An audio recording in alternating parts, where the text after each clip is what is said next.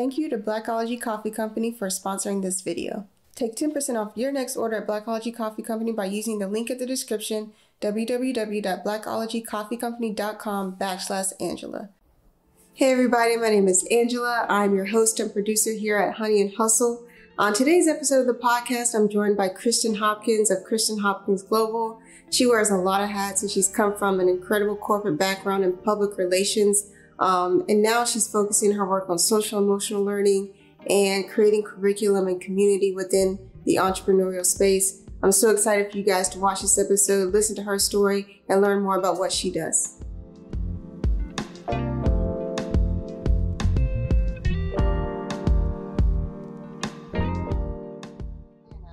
And you had started a business previous to moving here to Durham, right? With another business. Yes. Yeah. Tell me how that came about and like how you kind of branched out to your own brand, Dangers of the Mind, the podcast, all the cool things that you're doing with your brand now. Yeah, so I had a company called KH2 Public Relations. My business partner was Katrina Highsmith, and I was Kristen Hopkins, so the KH2. And we both graduated with public relations degrees. I actually did PR for McDonald's corporate. That was my first corporate job. I did it for a year and a half. I worked for McDonald's. I worked for Ronald McDonald House. I did a lot of PR and marketing and presented to like millionaires that own McDonald's. So it was a very, very amazing first job.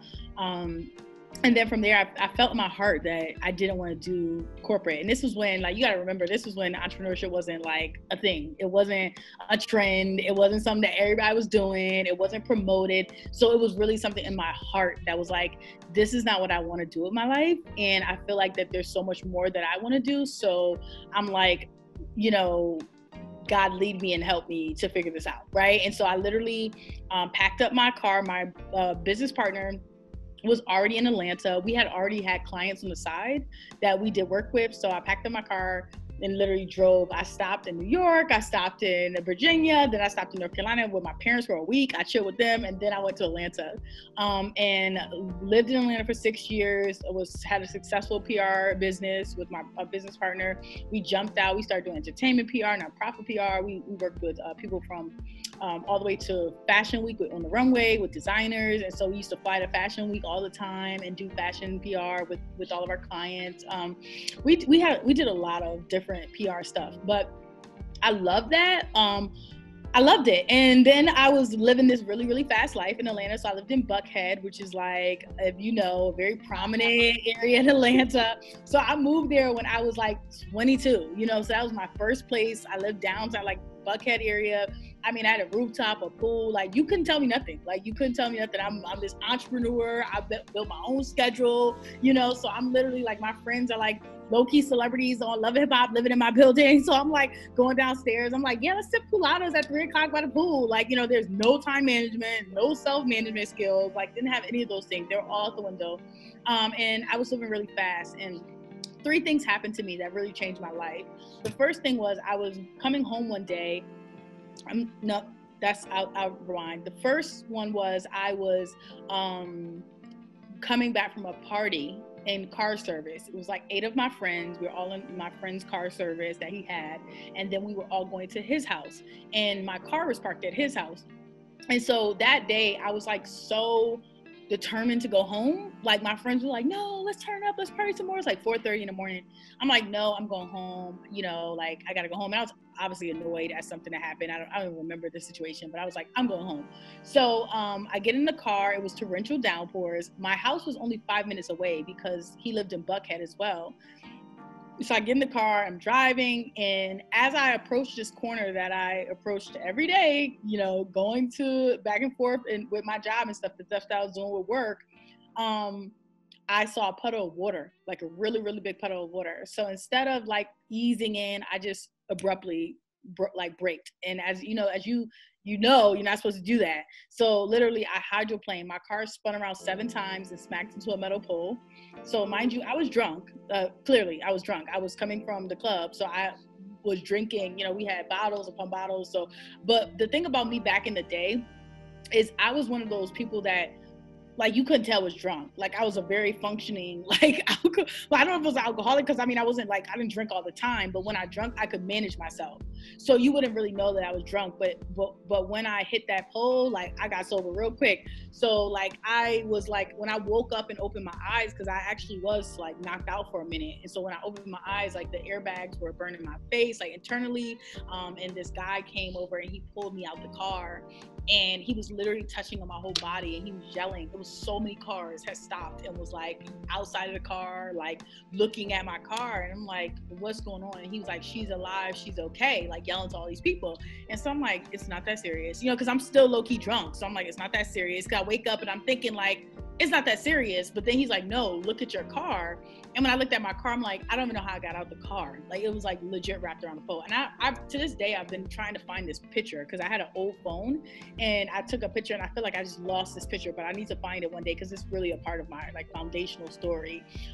Then the next month after that, I was bumping my hair, about to go to a cookout, and I heard like water. So I thought my dog was like licking something up. So I go to the living room and I'm like, what in the world? And it's water shooting out of my light fixture in the hallway. Then it's water shooting out of my second bathroom. Then it's water shooting out of my kitchen. So it dawned on me that your place is about to flood. So I ran upstairs with my dog and found out that this guy busted a vanity in my, in his apartment upstairs, and it flooded down to my condo. So I was like, oh my gosh. So it took 3 hours for our HOA people to like get there and to put the fans in, So basically lost my condo, and then my computer crashed the next month. So this is my living, my transportation, and how I make my money. So to me, God was like giving me signals, like red flags, like you need to slow down. And what he was doing for me was also humbling the heck out of me to say, like, you didn't get this on your own. You know what I'm saying? Like, so you were just wrapped up into all the success. And so I literally came home. I was super depressed. I went to my parents live in Sanford, North Carolina. That's how, when people think of North Carolina, that's literally why, because my parents lived here. They moved here from Connecticut like 8 years ago. So I felt like I'm the youngest, so I felt like I wanted to be closer to them. But when I called them, they were looking at me like, what? Because they looked at me as such successful, you know, young, fierce, bold girl that just don't need nobody. I'm super stubborn. So I like literally had to put my pride aside and say, hey, I've lost everything. I need to come home for 6 months, re-up, and then I'm going back to Atlanta. That was what I thought. So I get into my parents' house and I walk into their house and I hear dangers of the mind. I don't know what that meant. I didn't know what that meant. I literally had this contract that with one of my friends who owns some Zaxby's that we're about to PR for. And when I got to North Carolina, I found out he got bought out of his Zaxby's contract. So like that was a no-go. So like it was like I was supposed to be in North Carolina for a reason. Didn't know what it was. So I heard dangers of the mind. I ran upstairs, got a pen, wrote it down at my mom's desk. And the next day, I opened up my mom's computer and I was just crying. Like I didn't have no laptop. I was so depressed. I felt like I had lost everything. And so I was just crying and I was just so, you know, like, what am I going to do in my life? And I started writing. And as I started writing, I started identifying every single attack against my thought life that shifted my progress. Everything that delayed me from walking in my fullest purpose.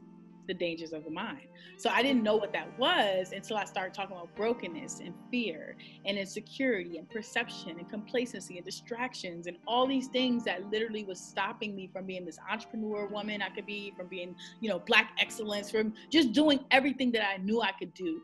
And so once that happened, I was just like, okay. So I started writing the book. 3 months later, the book was done. Didn't know nothing about self-publishing. So I literally found me an editor, bought me a little self-publishing course, and put the book out. And when I looked back at the time that I put the book out, the book was out, and literally the book went out in 9 months. So to me, that was showing me that like something was birthed into this world.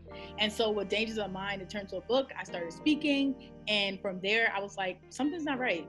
I don't like just speaking to people and motivating them and leaving. Like that something was wrong about that for me. So I wanted to give them something that was tangible, because I started speaking to schools, alternative schools, juvenile justice centers, colleges. And so I was like, I have to make something that's tangible. And that's how I got into the world of social emotional learning. So it's a heck of a story. yeah, but that's how I started creating curriculums and everything I do now. Okay, yeah. So that's like one heck of a turn, going from like PR and like being in front of corporate like entities and now being your own brand and speaking in front of kind of a different audience about something a little bit more personal, a little bit more intimate. and something that maybe is not always like easy to talk about, especially in that jobs, especially when people are still young like you and still trying to like develop emotional maturity. And I say this as like a 26-year-old youngin myself. So like, I love it. You guys are so fire, all of y'all. Like just because I'm older than y'all. So like when I see this, it's like, oh my gosh, go for it, run after it, you know, because people within those age categories, as I know myself, I was like all over the place, you know, at 26. I had my stuff going on, but I was all over the place. So it just makes me so excited to see people that are like, this is how old I am, and I got this business up. I'm like, yes, you know. So. Yeah, I appreciate that. Yeah. But like, so as you started to talk about these things, as you were writing, as you were still trying to figure out like, why did God put me here in North Carolina? What are some things that you thought about in terms of transitioning yourself from being this like PR person to now being this entrepreneur who's focused on a little bit of something different? Like, what was that transition like for you? While you were writing, while you were growing, while you were kind of figuring out your new transition and new step in life? So the transition, one of the things I put in my book is recreate your atmosphere. So I'm very big about if all else fails, it's a quote in my affirmation book. It says, if all else fails, recreate your atmosphere. And that's exactly what I had to do. I had to recreate my friendships. I had to recreate what I saw. I had to recreate my vision for myself. This was a whole new field. I was super intimidated. I'm not gonna lie. I went into education and was super intimidated. I'm, you know, sitting along in rooms with PhDs and doctors and, you know, like MSWs. And I'm like, oh, okay, I just have a bachelor's, you know what I'm saying? Hey, I'm Kristen, you know, but what I've learned is that when you're called to a field, because I believe I'm called, when I was called to something, it showed, and it showed very well, because what happens is, like, now I come into rooms and people know who I am and know that I'm a social emotional expert, know the work that I've done. So I've literally pioneered, I chose to focus on alternative schools and juvenile justice for social emotional learning. So now, like, this field was like ever growing when I jumped into it, but it now is like booming. So like when I jumped into it, there was no real crickets, you know, no districts were really using it. DCPS was one of the largest districts that I contracted with, and they are, if you know anything about education, like DC gets everything first. So they were like on it, but other districts were not. So I was able to use that as a testing ground where I was able to pilot my program to figure out if it works or not. And when I saw that it worked, because I literally like would teach, I taught for a year. I never had a teaching background or anything. And I went into one of the worst schools in DC, spoke with the principal and said, I want you to give me your 50 top kids that are struggling and from toxic environments. I had kids that were 14, shot at 4 times at the age of 14. I had kids that were dropping babies off at school at 13 and then coming to my class. I had kids that were addicted to K2, which is a synthetic weed drug that makes you look like a zombie. You know, I had so many like kids that were coming from traumatic experiences, and to see the turnaround in these kids just because of social emotional learning, it was like phenomenal to me. And so that transition made it even sweeter, because as I was transitioning, I was also scared, but the kids were so comforting because they were confirming me that I was supposed to be here. Like, I was supposed to know this child. I was supposed to help this child. I was supposed to, you know, turn this situation around. And my work is so purposeful now. You know, I love PR. Don't get me wrong. I still do. I still have a passion for it. But I lost my passion when that happened to me, because I realized that I was being called to another field. Like, I felt it in my heart that I was being called to something else. I used to also do some contract work at the Boys and Girls Club of Decatur, and that's really one of the reasons why I think like I was shown that kids are something that I love, because I loved that job. Like, it was like a part-time contract job, but when I say like I used to be up there like playing in fashion shows, like talent shows, and it showed me like this is like when you do something that you don't feel like is work, that's the real career. You know what I'm saying? That's the career you want to have. And so now I'm in a field that I feel like this is the career I want. PR felt like work, even though I loved it. It was different things that you did every day, but it still felt like work when it comes to writing. But this just doesn't feel like work. It just is so purposeful. So yeah, the transition was hard, but it was a bittersweet transition though. Okay.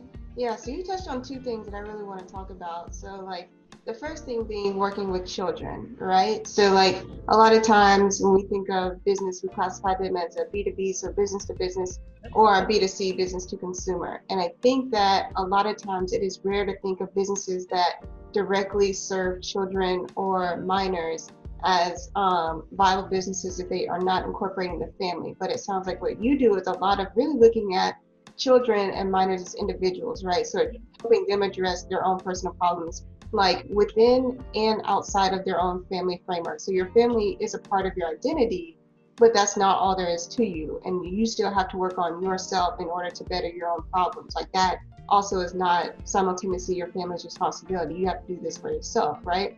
So what has been like your experience in like working with kids directly, working with youth directly as a business owner, whereas like that's just not everybody's experiences. Like how do you talk with other business owners who just don't have the same like client experience about how you make something that's like unique and approachable and relatable and things like that? Yeah, that's a great question. So our curriculum is known to be one of the most culturally responsive social emotional curriculums on the market. And so the reason why is because I literally pay attention to my kids. Like, I mean, I've created a in-school suspension toolkit because I literally went and traveled to schools and sat in school suspension like a kid and just observed. I observed them putting on hoodies. They were putting their heads down. They had no reflection piece. And I'm like, this is a problem because these same kids are going to juvenile justice, which these same kids are going to prison. You know what I'm saying? It's a school to prison pipeline. So I'm like, what can I do to help these kids be able to have some type of self-reflection? So I would say to any, like, I think I have a lot in common with a lot of my friends. All of my friends, by the way, are entrepreneurs. Like all of my friends, every single one of them are entrepreneurs. And it's a beautiful thing. I think we grew a really solid network. I have friends all over the world doing like amazing high up things. And, you know, and it just blesses me to have this network of people that understand like the community. I think as an entrepreneur, you have to have a community. It's the only way that you're going to really survive as a true entrepreneur. You have to have people that you can talk to that relate to you, that understand. And so because I work with kids, I also work with adults. So I have another company called Kristen Hopkins Global. And so we do a lot of coaching. We coach on how to be a motivational speaker. We coach on how to be an author, how to develop curriculum. So I have two different client bases, but even my conversations about kids with my friends and entrepreneurs, they still get it because what happens is in my space, and the work that I do, not everybody's, you know, work that they do with social emotional learning, but in the work that I do, I really take pride. Like one of our core values is culturally responsiveness. Like if we're not putting out things on the market that are culturally responsive to our kids, I don't want it. I don't want to even test it out. You know, it has to be something that these kids are into, that they're already like, because a lot of times what's happening is what's so critical is our kids have diverse aspects of learning. And what happens is we weren't taught that in school. Nobody, you know, like we had to like literally use our left brain, which is super logical, and we had to do test taking, all of that. But nobody really taught us to use this right brain, which is creative and visual and like, you know, artistic and like jump up and do skits. And so our curriculum provides those things. So I'm really big on making sure whatever business you have, whatever client you serve, you have to be culturally responsive to that client. You have to make sure that that client's target audience is feeling like the message of what they're saying, you know, like and you're making products or materials that relate to that client. So I think when we have our conversations, it doesn't say like, oh, I'm servicing a child and it's a difference, because it's still borderline like, are you culturally responsive or are you innovative in your industry? And are you doing the maximum? Are you pioneering anything that you can say, hey, I literally pioneered this, you know, because I'm really big on like pioneering and thought leaders and change agents and trailblazers. Like I'm really big on that type of network of people. And so a lot of people that I deal with, they're just super creative, and it's important for us to continue to be that, especially, you know, we saw this now with the pandemic, like everybody had to pivot. And so it's like, you know, it's about like, may the most creative person get to the top, you know what I'm saying? May the most innovative person win, because it's like, nobody expected this to happen, but that pivot is what is literally going to say, I'm going to stay mediocre or I'm going to be successful and dynamic, because I know what I value. I know what I bring to the table. I know, you know, what I have, what I offer, how powerful I am, and how I can change a solution. And I think that's what entrepreneurship is. It's creating a solution, you know, to a problem, to an economic problem, to a, you know, social problem, whatever that problem is, it's our responsibility to create a solution for that. Yeah. Yeah, I agree. I like that. I think there's a lot of truth to that. I mean, like there are some different cases. I mean, like hospitality, like there's only so many things you can do if you're a hotel. You know what I'm saying? And I get that, right? But like as far as restaurants and like, you know, other venue spaces, it's like how do I bring an experience to people in a time where experience may look different because we're not in person. So it's really about like how far are you willing to push yourself creatively, you know what I'm saying, as an entrepreneur, as a business owner, to like continue to do what it is that you love. Mm-hmm. Um, I definitely understand that 1,000%. Yeah. So like as you were talking to me, like I was getting these like little hints of like Taraji P. Henson. I don't know if you're familiar with her. Yeah, I love her. Yeah. And, like how she like before she was an actress, she was talking about how she worked with special needs kids, and Mm-hmm. she asked them why they thought they were special needs when it's like all of them just had like disciplinary issues, but they were told that they were special needs and they were put in her class, and she was like, what in the world? Like, no, like maybe you need therapy, But but you yeah. don't need to be like, Mm-hmm. in, like, Wow. Yeah, you that's know, why she's on the whole mental health thing. That makes sense. yeah. And Yeah. so, like, yeah, so she's like doing this thing now, and she's like, now I'm in a position to like really kind of be the help that I see that was needed at the time that I was teaching, where it's like working with men, especially young boys, through like traumatic experiences, like you're saying, like getting shot, like getting pregnant really early, like all of these things that we have traditionally been told fit into one category when in that like they're going to be, you know, a part of a school to prison pipeline, which is very real, very Mm-hmm. unfortunate. But there are practical things that we can do besides sending people to special ed with no recourse on how to work through like the things that they've been through, right? Mm-hmm. And so a lot of what you're doing with social emotional learning is addressing these issues head on and saying like, no, you're not going to sit here and just like, okay, you've been labeled this thing, you've been sent to, you know, detention, you're going to sit here and you're going to pout about it for an hour. And if that doesn't teach you anything, that doesn't grow you, that is not going to keep you from coming back here. What's going to keep you coming back here is analyzing why you got here in the first place and finding a way to work through it, right? So what, like you talked about how like that education has been disseminated first, of course, in DC, but now you're bringing it here to North Carolina and other places. So what has been your experience and like your trajectory in terms of growth? So like working with youth, working with people that you're mentoring in terms of motivational speakers, so creating other leaders who could potentially do this work. What does that trajectory look like in terms of like continuing to grow this movement that is changing the narrative around how we see youth who have been through traumatic events?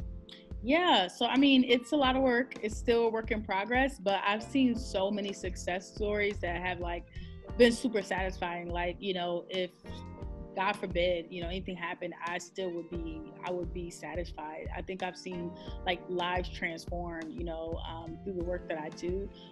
Kids have gone to college. I have a brand ambassador group, about 80 brand ambassadors on different college campuses, or they're in their careers now.